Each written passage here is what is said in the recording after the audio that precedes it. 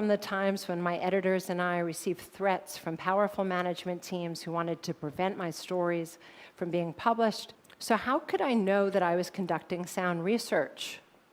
That I was thinking about the incentives of my sources, that I was marshaling evidence to back my assertions and sticking with the data, that I wasn't falling for the bait of an inner voice's possibly false judgments.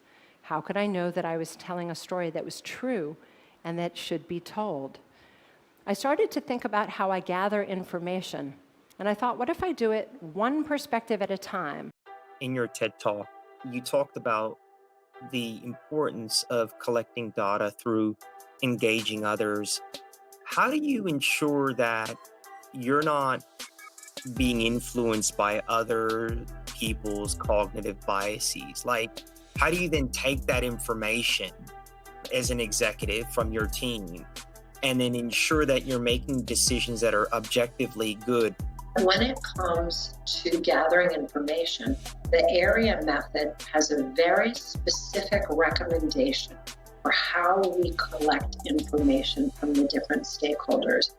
It's the opposite of Google, right? It basically says you don't want to start in all the voices without knowing what they value and what's important, because incentives matter.